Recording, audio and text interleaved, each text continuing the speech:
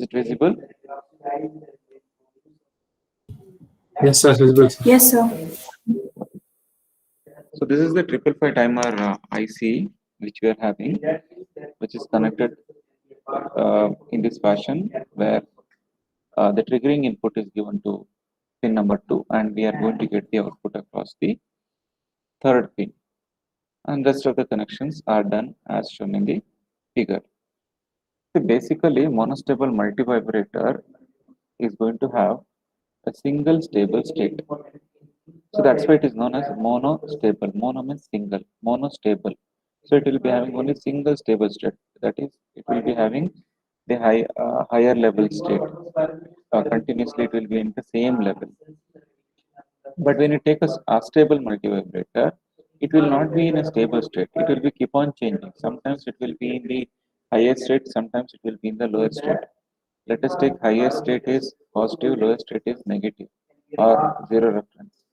So when it is keep on flickering between these two levels or toggling between these two levels, so during that time you can get a square waveform, a rectangular waveform, and all in unstable multivibrator.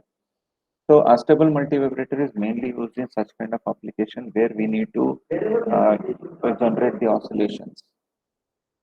So that's why when even in your basic electronics, you had studied unstable multivibrator along with the RC phase shift oscillator in the BJT applications, because that is one of the main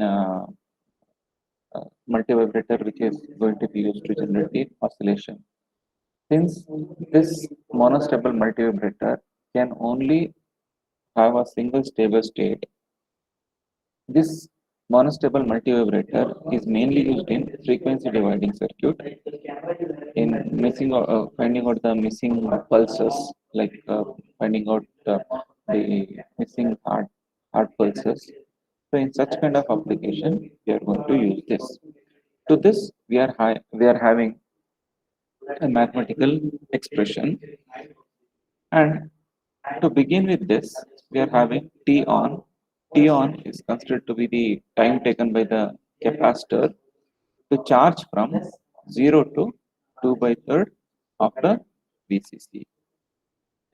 So this capacitor which is connected to the VCC, it is T on is the time taken by the capacitor to charge to 2 by 3 third of the VCC. Now the voltage across the capacitor is given as VC is equal to VCC into 1 minus e to the power of minus t by RC. Now this capacitor is charging through this path. It is charging through this path. That means it is using the current which is going to flow through RA to charge itself. So here R now R can be replaced by RA. As capacitor charges through RA, as it charges through RA, we replace R by RA. So VC is equal to VCC into 1 minus e to the power of minus t by RA into C.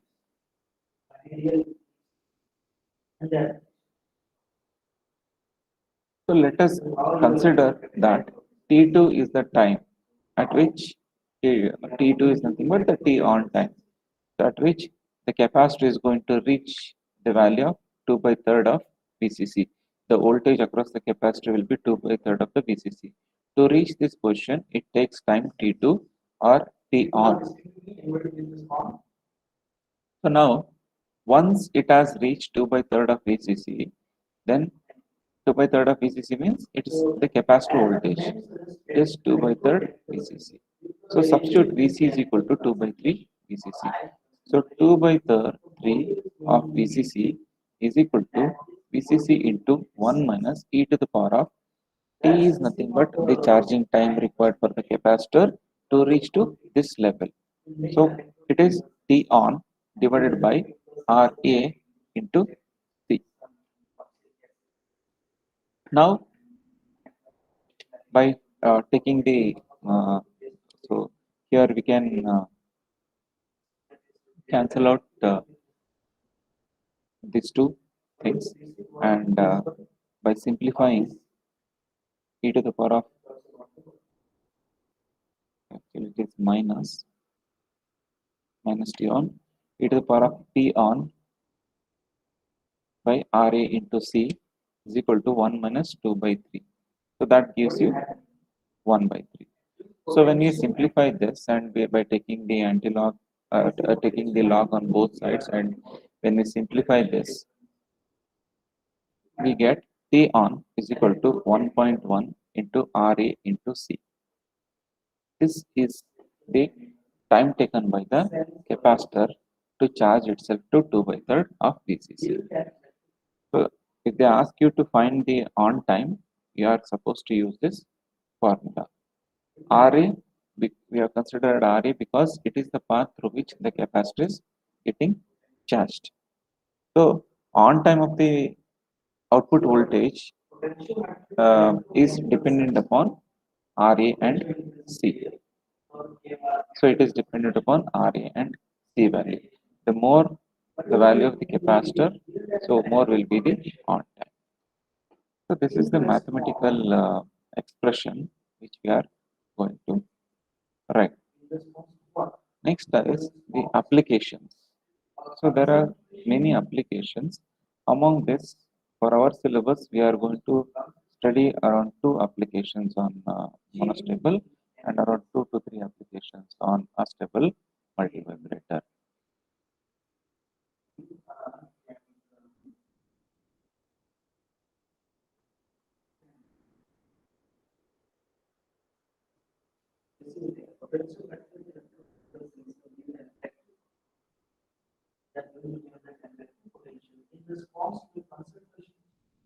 So in this, the first application of monostable is frequency divider. This is where we getting the potential difference. There is another one for angulometric. When we are saying angulometric, means we are going to these are the current. So this is the voltage changing there. So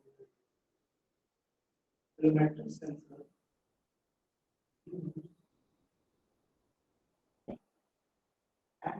So this is the same monostable multivibrator which we have used here. This is the circuit for the frequency divider. That means the same monostable can be used as a frequency divider circuit. This monostable multivibrator is also known as frequency divider by 2. Is also known as frequency divider by 2. Let us see why it is known as frequency divider by 2. See, whenever we consider the monostable multivibrator, whenever the negative triggering pulse, see here the negative triggering pulse is given. This is fault time or negative going pulse. They are having the arrow mark towards the downwards indicates negative pulse. So whenever you are having a negative triggering pulse, during that time output will go high. This is the output voltage and this is the triggering pulse voltage. Whenever the triggering pulse goes to negative, we have mentioned here, the output changes. So during that time, output changes and it will reach the maximum. It will reach to the plus VCC. See, once it is going to reach plus VCC, after that, it will be on for a longer time. This is the T on. This is the T on time what we just found. 1.1 into Ra into C. That is the T on time. So once it is going to turn on, it will be continuous.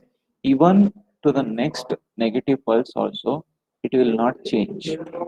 The second negative pulse, even it is going to, even after getting the second negative triggering pulse also, this output is not going to change and it will be continuous. And we can observe that the total time period, what it has taken for one complete cycle, one full T on and T off will give you one full cycle, right? So once full cycle T on and this is the T off.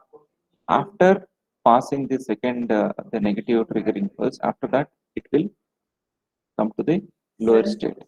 When we measure it, will come to know that it is twice the time period, actual time period. So actual time period is T means it is 2 times the total time period. So if it is 2 times the total time period, then when you consider T is equal to 1 by F, when you consider T is equal to 1 by F, so here it is 2T. So that's why 2T is equal to F is equal to, we can write it as 1 divided by 2T. So we tell and 1 by T will give you the frequency value, and that frequency value is divided by 2 because you are having 2. See, this is going to give you the frequency value, and this is the extra thing which we are having. That's why we call it as frequency divider by 2. This circuit is also known as frequency divider by 2. I'll tell it again. See, we are having normal formula is T is equal to 1 by F, okay, or F is equal to 1 by T. From this you will get frequency. But here what we are having is we are having this 2 extra. So it will be like 1 by 2 into 1 by T. So if it is going to give some value, let us say A. Okay, A is some value. Then what is the frequency value? A by 2. Okay. So it is going to divide the frequency. This circuit is going to divide the frequency into 2 parts. That's why it is known as frequency divider circuit or frequency divider by 2. Okay. All of you understood this? Why it is known as frequency divider by 2? Any doubt?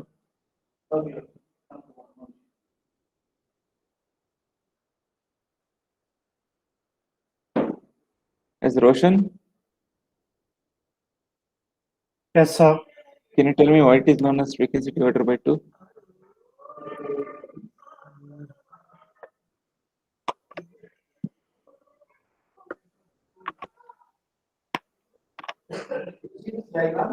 So I said because the output voltage is half the frequency of the input what we give. Okay. Anybody else? Can you tell me? Just now I explained. No, just I want you to repeat it. Why it is known as frequency divider by 2? So will it be because it's A by 2? Yeah, A by 2 only. I'm just asking. Just you can explain it. You can put it into words. See, A is just an example I took. See, A is some value. Don't take it as an amplitude. It is some value. Instead of giving you some 2 milliseconds or something else, I just gave it as some value.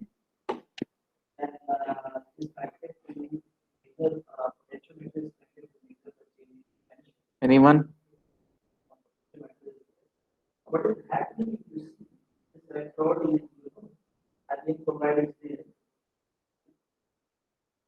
Ananya Patak? Sir, actually, frequency is inversely proportional to T, no, sir? But here it is 2T. So 1 by 2 times of frequency will be frequency divided by 2. Good. So 1 by T was giving us frequency, but since we are having 2, it is 1 by 2 times the 1 by T value. So obviously it is going to divide our actual frequency value. So that's why it is known as frequency divider. See, F is equal to 1 by T. Let us assume that Okay, I will take example only and we'll discuss. Say t is equal to 2 milliseconds. Then how much will be your frequency? If t is equal to 2 milliseconds, how much will be your frequency? What is that? It just starts going in for higher concentration. So 1 by 4 million, sir. There might be 1 by 2 milliseconds, 1 by 2 milliseconds. It will be 0.5 that different potential, different atoms. kilohertz, right? Variation in charge is there. Yes, sir. 0.5 kilohertz. But now, here what we are having, 1 divided by 2t. If 1 divided by 2t is 0.5 kilohertz, then what will be your frequency now? 0.25 kilohertz, sir. 0.25 kilohertz.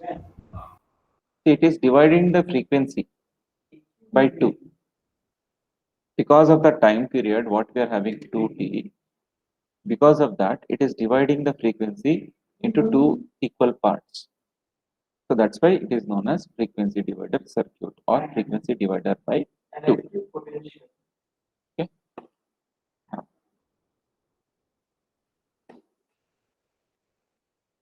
Relative potential is because of this, and this is the diffusion we are talking about.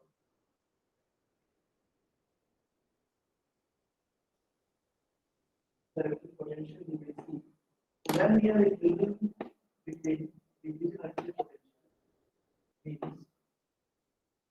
both the forces.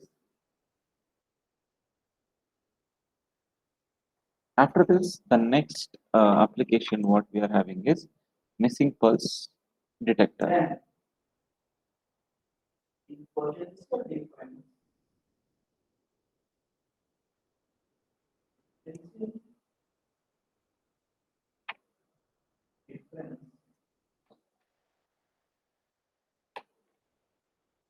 is given by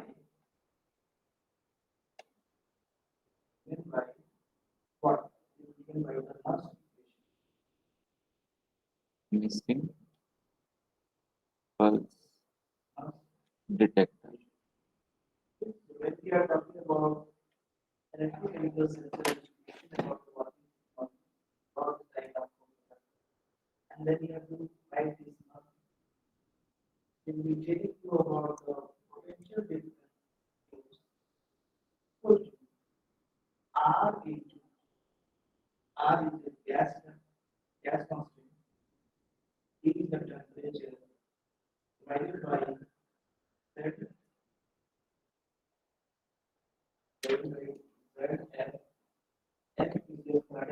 So here the missing pulse detector, it is going to detect the pulse which is missing out.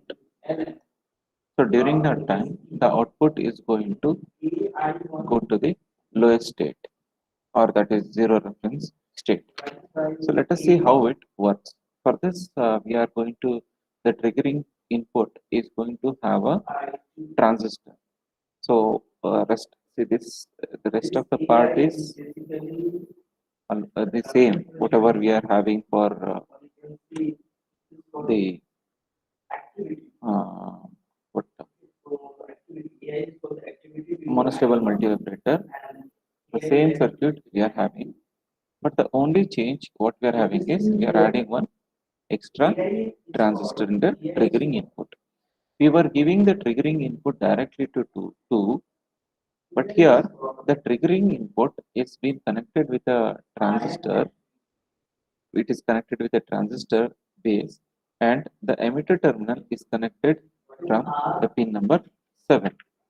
You can just see that even this is also similar to the transistor, the connection whatever we have done in our internal diagram. Internally also the pin number 7 is being connected with a transistor. Here again externally the pin number 7 is connected to a transistor, as well as this is connected to a triggering pulse. If you remember the monostable operation, internally the Q, that is the SR flip-flop output Q, is connected to a transistor, and the collector of that transistor is connected to the pin number 7. Here again one extra transistor is connected from that pin number 7, and the collector is grounded, and this pin this transistor's base is connected to pin number 2. Pin number 2 is basically a triggering input. Now whenever the triggering input is low, so whenever the triggering input is low, during that time the base emitter junction, so base emitter junction is always compared with a diode, right? So the base emitter junction is going to switch to 0.7 volt level, or it is going to clamp to 0.7 volt, because you know that whenever the input is low, during that time obviously it will be just showing whatever the voltage it is having. So when for example, if you take a diode and if you measure this diode in a multimeter without connecting any external power supply to this diode, what it will show? What it will show? 0.7 volts. 0.7 ohms, right? For silicon, it is going to show 0.7 volt, and for germanium, it is going to show 0.3, right? In the same way here, since base emitter junction is similar to a PN junction diode, so that the base and emitter is going to maintain that 0.7 volt. So when the triggering input is low, during that time, the uh, capacitor which is connected here, it is going to clamp to 0.7. So the capacitor is going to clamp to 0.7, and that is the minimum voltage it is going to maintain. It will not go below that. 0.7 volt is the minimum voltage it is going to have, and it will not go below that. Even under discharging condition also, it is going to maintain 0.7 volt because of this transistor. Now from 0.7, again you can see that when you are giving a triggering pulse, here we are having a triggering input which is increasing. So when triggering input is being given, during that time, the capacitor starts charging, and again it will start discharging. After some time, it starts discharging, and it will be at 0.7. Again, the capacitor is going to charge, but see, suddenly the capacitor will not charge to the 2 by 3rd of VCC. It will take some time, because the time period is adjusted in such a way, because we know that time period T1 is dependent upon 1.1 RA into C. So we have taken, this is RA. So this RA and C is considered in such a way that the time period is adjusted. That means charging time is adjusted. Only in that time it has to charge. So it is going to charge to the peak value. After that, it will start discharging. Again, it will be on for some certain time duration. Again, it will discharge. This process is going to continue, but whenever the triggering pulse will be continuously, it will be maximum. So this is what actually you need to get: charging, discharging, charging, discharging. You should get. But see here, in this triggering pulse, this triggering pulse is on for a longer duration. Actually, it should be with this. This is the format, or this is the usual triggering input which we are giving. But here you can see that it is the triggering pulse is on for a longer duration. That means it is going to give voltage for a longer duration. During that time, this capacitor is going to charge to the peak value of 2 by 3rd VCC. 2 by 3rd VCC is considered to be peak value for capacitor. Okay, so it is going to charge to that peak value. Whenever the capacitor is going to charge to this 2 by 3rd VCC, during that time, automatically the output goes low. Whenever the output goes low, we will come to know that a pulse is being missing in the input side. So these pulses are to be, if you take a real-time example, these are the pulses of a man, the body pulses. So these are given to, these pulses are given to this transistor. The body pulses are given to the transistor and transistor. So, and pin number 2. And based on that, this charging, discharging, charging, discharging, this can be seen over the CRO. Whenever a pulse is missing out, that means pulse is missing means pulse is not coming. So during that time, the capacitor will get larger time period for charging. So and it will charge to 2 by 3 VCC. When this happens and when the capacitor reaches 2 by 3rd VCC, automatically what happens? The Q bar will be going to the lowest state and Q will go to highest state, and again the capacitor has to discharge according to whatever the working principle we have discussed in the last class. If you remember, when the capacitor reaches to the 2 by 3rd VCC, during that time the Q will turn on. When Q turn on, Q bar will turn on. Okay, so before that, let me ask one question.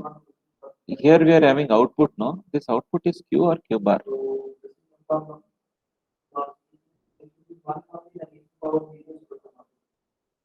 This output is Q or Q bar?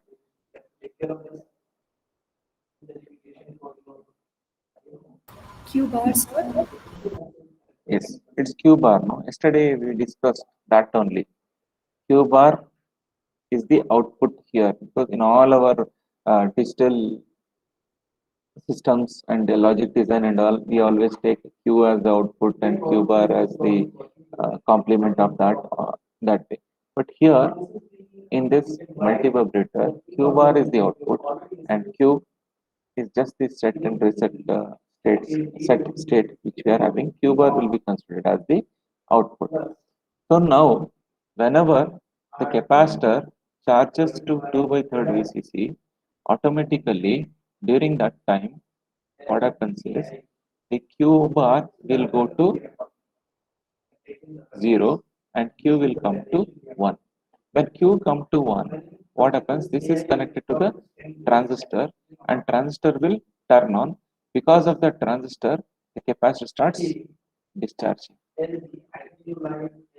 So if this condition is reached, then automatically the output goes low because Q bar is equal to 0. In the CRO, if you are going to see this, if you are going to see this in the CRO, then we'll come to know that some pulses are missing out. Some pulses are missing out in the body. This is how we are going to detect the pulses detected missing heartbeats and all. We can detect by this methodology. And this is the method how they are going to detect the missing heartbeats. So and they'll find out whether it is heartbeat is normal or not by using this kind of technique. It is a basic thing, that is a higher version, but the concept is this. Okay, and also along with this, we are having applications related to the same application can be used to control the wheel movement, and also we can find out the speed of a wheel, and we can tell when it is going to drop below the predetermined level. All this kind of application, we can use this missing pulse detector. So this is about the two application of monostable multivibrator. If you have any doubt, you can please ask.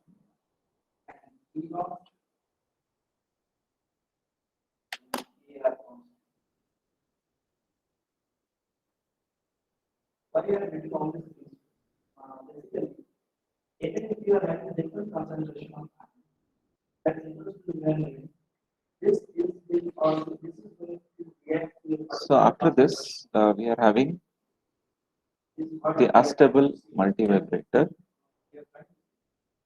that the arrangement involves several interfaces, but only one of which generates a variable potential.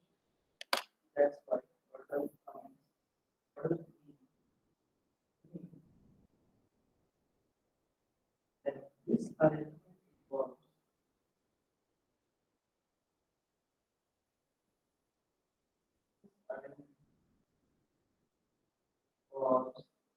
This is the internal diagram, and we are having several interfaces. But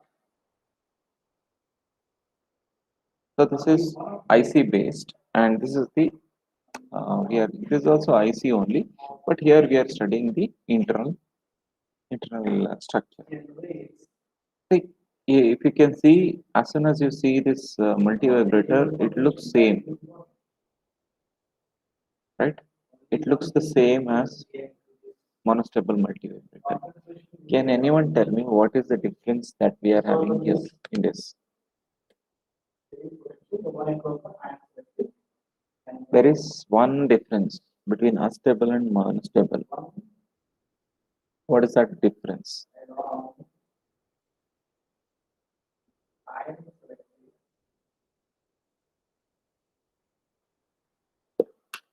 The difference is there we had only RA, here we are having RP also. The rest of the things are same as it is. Okay, there is no other change. Only the changes we are having RB. Two resistors are considered, and two resistors are responsible for fixing up the P on and T off. So here the working principle is again the same. The working principle is same. So there is no change. I'll explain it again. This is the upper comparator and this is the lower comparator. And between this upper and the lower comparator, we have connected two voltage divider circuits, and one set of voltage divider circuit contains three 5K resistors. Because of that only we call it a step up timer. And this is 5 kilo ohm, this is 5 kilo ohm, this is 5 kilo ohm. Because of this 5 kilo ohm drop, we will be having an voltage drop across this inverting terminal as 2 by 3rd VCC. The voltage across this will be 2 by 3rd VCC because of having a 5 kilo ohm resistance in this. So we have not connected it directly. We have connected this through a 5 kilo ohm resistance. So it is going to drop the volt VCC to 2 by 3rd of its value.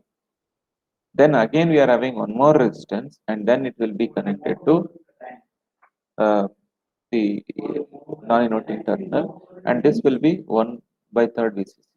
Because this terminal is connected along two resistors, it is going to drop its value to 1 by 3rd of its VCC.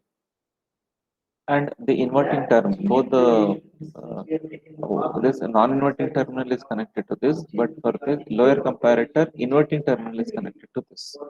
That is the change you should observe. They are reverse of each other. Here inverting terminal is connected, but here non-inverting terminal is connected. And the upper comparator output is given to set, and the lower comparator output is given to reset.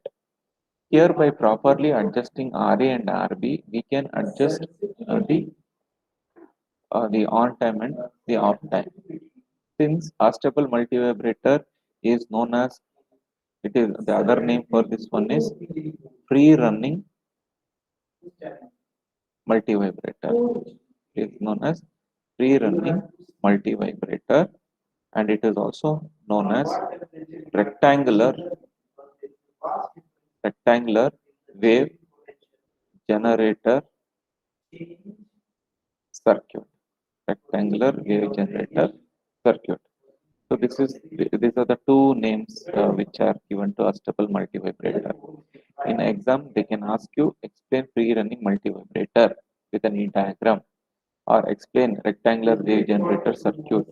That means you should know they are asking astable multivibrator. So to twist, they can ask with this name also. You should be knowing it.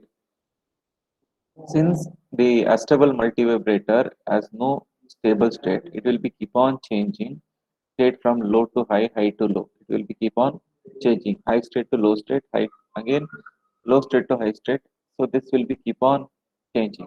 Because of that, we are by properly adjusting RA and RV values, we will be able to uh, fix this length on time and the off time length we can vary, and we can make it as a rectangular pulse or square pulse based upon our requirement.